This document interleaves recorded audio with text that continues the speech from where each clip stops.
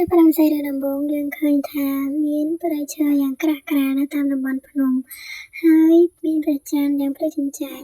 នៅក្នុងព្រៃនោះយើងក៏ឃើញមានស្រមោលមនុស្សកំពុងតែធ្វើការដាំឈើទាំងមើលទៅគួរឲ្យខ្លាចខ្លាំងណាស់ប៉ុន្តែយើងក៏លេចមកមើលរូបរាងពិតរបស់ស្រមោលនោះគឺជាក្មេងស្រីម្នាក់ដែលនាងកំពុងតែធ្វើការដើមឈើ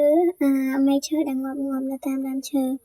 ហើយនាងមើលទៅប្រៀបដូចជាសប្បាយរីករាយនៅក្នុងការងាររបស់នាងបន្ទាប់មកក្មេងស្រីក៏បានយកអ្វីម្យ៉ាងប្រៀបដូចជាសរងទៅចងភ្ជាប់ជាមួយនឹងដើមឈើឬក៏បានចាក់បញ្ចូលវាទៅក្នុងដើមឈើនោះ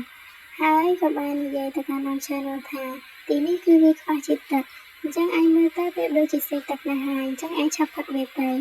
ខ្ញុំមិនយល់ថាហេតុអ្វីអ្នកនៅទីនេះទុកឲ្យពួកឯងខ្វះការរូបធម៌បែបនេះទេពួកគេពិតជាមិនយល់ពីតម្លៃនៃជីវិតនៅឡើយមិនអីទេឥឡូវនេះខ្ញុំនឹងទៅធ្វើការត្រួតពិនិត្យមិត្តភក្តិរបស់ឯងដទៃទៀតនៅទីនោះចាំជួបគ្នានៅថ្ងៃស្អែកណាថាហើយក្មេងស្រីក៏បានធ្វើការដើរចាក់ចេញទៅនៅតាមផ្លូវយើងឃើញថាមានសត្វទីទុយមួយក្បាលកំពុងធ្វើការសម្លឹងមកមើលនាងហើយក្មេងស្រីដើរបណ្ដាគិតបណ្ដាអំពីការងាររបស់នាងហើយអំពីវិក័យប័ត្រដែលបានផុតកំណត់ព្រមទាំងបានធ្វើការឆ្លុះគ្នាជាមួយអតិថិជនដែលបានធ្វើការបង់ថ្លៃសេវារបស់ពួកគេអស់រយៈពេលជាង1ខែមកហើយបន្ទាប់មកគេក៏កាត់ឲ្យឃើញអំពីបរិម្នាក់ទៀតដែលត្រូវបានគេវាយធ្វើបាបដែលខ្លួនពោពេញទៅដោយឈាមហើយគេព្យាយាមស្រែកអង្វរសុំបរិម្នាក់ដែលស្លៀកឈុតខ្មៅនឹងថាកុំឲ្យសម្លាប់គេអីខ្ញុំនឹងប្រាប់គ្រប់យ៉ាងដល់អ្នកពេលនោះបរិម្នាក់ឈុតខ្មៅក៏បាននិយាយតបថានេះមិនមែនជាអ្វីដែលខ្ញុំចង់ឮនោះទេ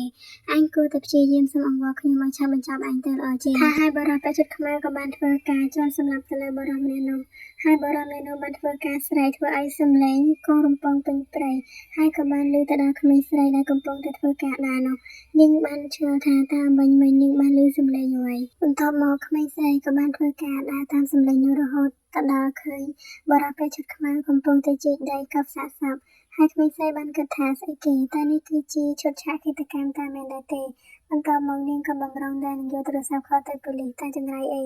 នាងបែរជាជន់មែកឈើនៅចិត្តនោះធ្វើឲ្យវាមានសំឡេងនាងមានការផាត់ភ័យជាខ្លាំងព្រោះថាខ្លាចបរិម្នាក់ដែលជាឃាតករនឹងឮសំឡេងហើយក៏សម្លឹងមើលទៅកាន់ឃាតករនឹងបន្តិចម្ដងនាងមានការផាត់ភ័យជាខ្លាំងរីឯបរិម្នាក់ដែលជាឃាតករបន្តមកគេក៏បានឈប់ធ្វើសកម្មភាពរួចក៏បាននិយាយថាចង្រៃយោតានេះគឺជាអ្វីបន្ទាប់មកយើងក៏ឃើញថាមានសាកសពមួយកំពុងតែស្ថិតនៅជិតជើងបរិម្នាក់ដែលស្លៀកឈុតខ្មៅនោះបន្ទាប់ពីឃើញនេះក្មេងស្រីពិតជាមានការផាត់ភ័យជាខ្លាំងបន្ថែមទៀតឥឡូវនេះតើខ្ញុំគួរធ្វើអ្វីទៅឥឡូវនេះតើខ្ញុំគួរធ្វើអ្វីតើខ្ញុំពិតជាត្រូវចាប់ហើយមែនទេបន្ទាប់មកបរិម្នាក់ឈុតខ្មៅក៏បានធ្វើការសម្លឹងមកមើលនាងដែលធ្វើឲ្យនាងមានការភ្ញាក់ផ្អើលម្ដងទៀតបរិយាកាសនៅពេលនោះកាន់តែតានតឹងនឹងក្តៅគគុកបរិម្នាក់ឈុតខ្មៅក៏បាននិយាយថាអ្នកនៅទីនោះតើអ្នកមិនគិតថាគួរតែចាប់ផ្ដើមរត់ទេត្រូវទេបន្ទាប់ពីលើដូចនេះក្មេងស្រីក៏មានការភ្ញាក់ខ្លួនហើយក៏ធ្វើការរត់ចេញពីទីនោះយ៉ាងលឿនរត់បណ្ដាក្មេងស្រីក៏បានធ្វើការទាញទូរស័ព្ទដើម្បីខលទៅប៉ូលីសបណ្ដារួចក៏បាននិយាយថានៅលើភ្នំក្រោយមជ្ឈមណ្ឌលព្រៃឈើបៃតងមានអ្នកកប់សាកសពនៅទីនេះសូមអ្នកចាប់មកឲ្យលឿនមកពេលនោះប៉ូលីសក៏បានធ្វើការសួរទៅកាន់នាងថាតើនាងឃើញសាកសពនោះពិតប្រាកដដែរទេចាខ្ញុំបានឃើញពីវិធីដែលគេកប់សាកសពនោះរួចប៉ូលីសក៏បានប្រាប់ឲ្យនាងធ្វើការស្ងប់អារម្មណ៍ជាមុនសិននិងបានសួរឈ្មោះនាងថានាងឈ្មោះអ្វីមេស្រីក៏បានឆ្លើយតបថាខ្ញុំឈ្មោះអ៊ីយុនស៊ូហើយយ៉ាចង្រៃយោគាត់បានធ្វើការតាមមកកាន់ខ្ញុំប៉ូលីសក៏បាននិយាយថាប្រសិនបើនោះគឺជាការលេងសើចនាងនឹងប្រឈមមុខជាមួយនឹងការចាប់ប្រកាន់ទូស្រីក៏បាននិយាយតបទៅលឿនថាចាបន្ទាប់មកក៏មានខ្សែអំបោះអ្វីម្យ៉ាងធ្វើការតាក់កទូស្រីរបស់យើងយកទៅរីឯអ្នកអាទីនោះគឺជាបរិយាស្លៀកឈុតខ្មៅនោះរួចក៏បាននិយាយថាហេក្មេងស្រីនាងបានផ្លេចរបស់នៅទីនោះហើយអ្នកគួរតែយកចិត្តទុកដាក់ទៅលើរឿងរបស់អ្នកទៅល្អជាងអ៊ីយុនក៏បានគិតថាតើខ្ញុំនឹងត្រូវស្លាប់នៅទីនេះតាមមែនទេបន្ទាប់មកនាងក៏បាននឹកឃើញការនាងនៅរៀនអ្វីដែលនាងចង់បាននោះគឺជីវិតដែលស្ងប់ស្ងាត់និងសន្តិភាពទីបំផុតនាងក៏បានធ្វើការរកឃើញវាហើយខ្ញុំនឹងមិនឲ្យអ្នកសម្លាប់ខ្ញុំនៅទីនេះឡើយថាហើយអ៊ីយុនក៏បានធ្វើការក្រវាម៉ាស៊ីនរណាដែលនៅក្នុងដៃនោះឲ្យចំបរិយាដែលស្លៀកឈុតខ្មៅហើយក៏បានធ្វើឲ្យគេមានរបួសចំមុខបន្តិចអ៊ីយុនបានត្រឹមតែសម្លឹងមើលគេដែលការភ័យខ្លាចបន្ទាប់មកនាងក៏បានឃើញថាមានស្រមោលមនុស្សម្នាក់កំពុងតែធ្វើការលើកដុំថ្មវាសំពងពីក្រោយបរិយាដែលពាក់ឈុតខ្មៅនោះហើយអ្នកនៅវាយនោះគឺជា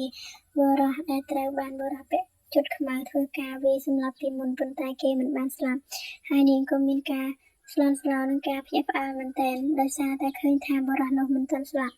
ហើយបុរសដែលពាក់ឈុតខ្មៅនោះក៏មានការ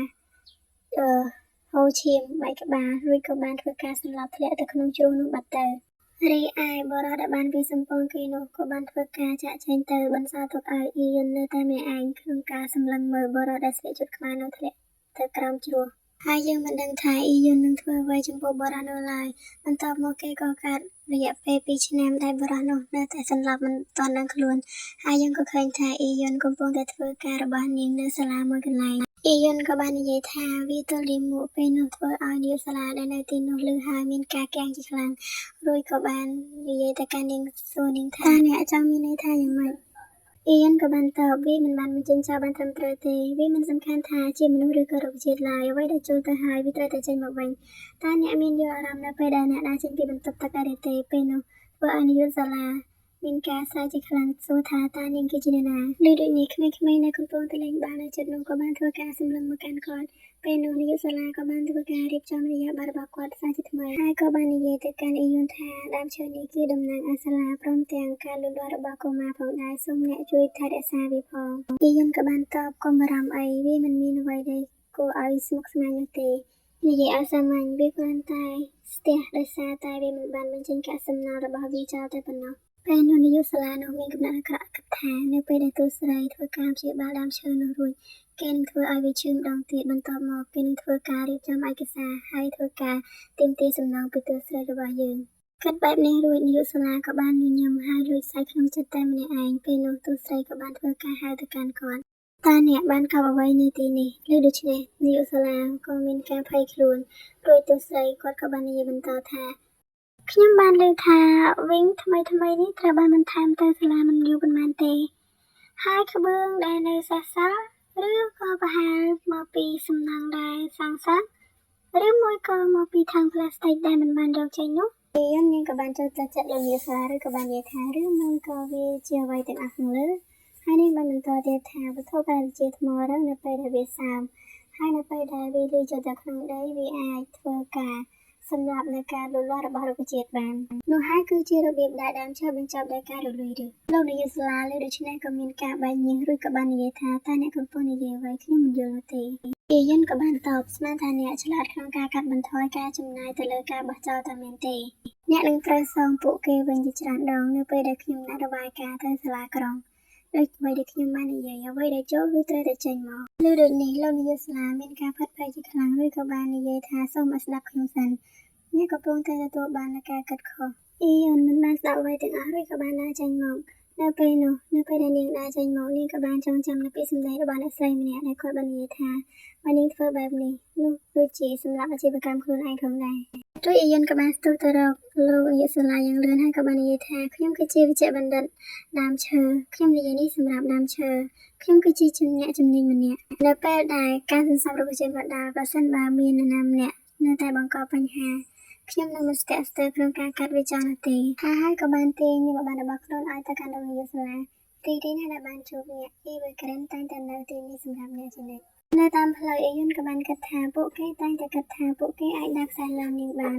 វាជាការប្រសើរណាស់ដែលតែនេះមិនមែនជាបំណងដំបូងដែលនាងត្រូវបានដោះស្រាយជាមួយឬក៏បាននឹកឃើញទៅដល់ពួកវិស្វករទាំងនោះភ្លាមនោះទូរស័ព្ទរបស់នាងក៏បានរលឡើងហើយអ្នកក្នុងទូរស័ព្ទនោះក៏បាននិយាយថាគេបានមករកនាងនៅផ្ទះប៉ុន្តែមិនឃើញនាងប្រសិនបើបន្តិចទៀតមិនឃើញនាងមកទេនេះគេនឹងធ្វើការគោះទ្វារចូលទៅក្នុងផ្ទះនោះហើយបន្ទាប់មកទូស្រីក៏បានធ្វើការបញ្ញាជិះម៉ូតូយ៉ាងលឿនឲ្យគេរងចាំនាងបន្តិចពេលនោះអ្នកដែលបានខំមកក៏បាននិយាយថាខ្លួនបានឮសម្លេងអ្វីចេញពីក្នុងបន្ទប់នោះពេលនោះទូស្រីខំប្រកែកយ៉ាងលឿនថាមិនមានអ្វីនៅទីនោះទេអ្នកស្រីគេច្បាស់ជាស្ដាប់យកច្រឡំហើយអ្នកស្រីគេក៏បាននិយាយថាលោកស្មីនៅទីនេះឬរស់ហើយទូស្រីនៅទីនោះក៏បានស្រែកពីក្នុងទូរស័ព្ទមកយ៉ាងលឿនថាអត់ទេរងសំរងចាំខ្ញុំបន្តិចទៅអ្នកស្រីគេខ្ញុំនឹងទៅដល់ទីនោះក្នុងរយៈពេល3ទៅ4នាទីទៀតពេលនោះទូស្រីខំធ្វើការសុំម៉ូតូយ៉ាងលឿនដើម្បីឲ្យឆាប់ទៅដល់ផ្ទះរបស់នាងឮដូច្នេះអ្នកស្រីគេមានការភ្ញាក់ផ្អើលជាខ្លាំងហើយលោកស្មីដែលនៅជិតនោះគាត់ក៏បានសួរអ្នកស្រីគេថាតើគាត់អាចបើកទ្វារឥឡូវនឹងបានអត់ពេលហ្នឹងលោកស្រីគេគាត់ក៏បានអនុញ្ញាតហើយទូស្រីគាត់បានទៅគិតថាអ្នកស្រីគេគុំសុំកុំបើកទ្វារនឹងអីហើយយើងក៏ឃើញថានៅក្នុងបន្ទប់ហ្នឹងគឺមានឧបករណ៍សម្រាប់ស្ទង់ដង្ហើមស្ទង់បេះដូងអញ្ចឹងណាហ ហើយនៅក្នុងបន្ទប់នោះគឺជាបុរសដែលពាក់ឈុតខ្មែរនៅពីដើមរឿងរបស់យើងនឹងឯងពេលហ្នឹងគឺស្រីគាត់បានយកបុរសម្នាក់ហ្នឹងមកទុកក្នុងផ្ទះរបស់គាត់ចឹងណាបន្ទាប់មកអ៊ីយុនក៏បានគិតបន្តថាអ្នកជំងឺដែលនៅក្នុងបន្ទប់ហ្នឹងគឺមានគ្រោះថ្នាក់ច្រើនជាងអ្វីដែលគាត់បានគិតទៅទៀត